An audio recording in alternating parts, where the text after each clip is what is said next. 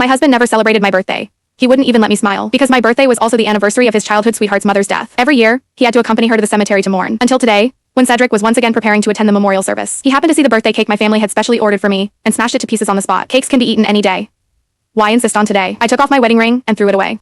Let's get divorced. Since you don't know how to cherish me, someone else will. In the 5 years I had been married to Cedric Dalton, I had never celebrated my birthday. The reason was that my birthday fell on the same day as the death anniversary of his childhood sweetheart's mother. He had to accompany her to the cemetery to pay his respects. Worse, he didn't allow me to celebrate, nor did he permit me to smile. Try to be considerate of Sarah. She's very fragile on the anniversary of her mother's death.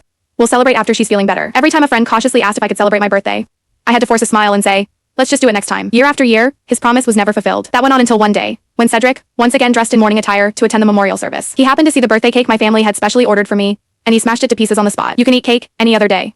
Why does it have to be today? Is it that hard to control yourself? Leaving the mess behind, I followed him without thinking. At the cemetery, watching him refer to himself as the devoted husband of Serafina Colbert, and the perfect son-in-law of her late mother, I suddenly felt utterly exhausted. I walked over, slipped off my wedding ring, and said, Cedric, let's get a divorce. He paused slightly, irritation flooding his eyes. You came all the way to the cemetery to make a scene over a stupid birthday. This isn't a place for your tantrums. I said, I want a divorce. I repeated each word clearly. Realizing I wasn't joking, Cedric's expression gradually stiffened. No one who had come to mourn dared to move. The next second, Cedric shielded Serafina behind him and flicked his hand, knocking my wedding ring to the ground. A knowing look crossed his face. Are you using that ring to assert your claim? I only referred to myself that way for the deceased's sake.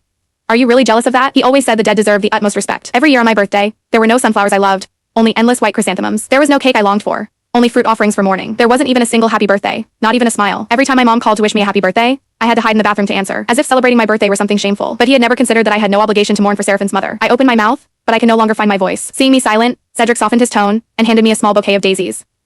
It's good that you know you were wrong. I'll make it up to you later. Since you're here, you should pay your respects.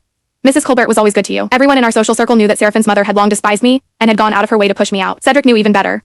Under the guise of kindness, she had sent me a bowl of poisoned chicken stew that took my child away. It had been a pair of unformed twins. A cold smile suddenly spread across my face as I casually tossed the bouquet to the ground. Gasps rippled through the crowd. Cedric stared at the scattered flowers, completely losing his patience with me. Lucinda Clark, that's enough. He lashed out with a kick, knocking over the memorial candle.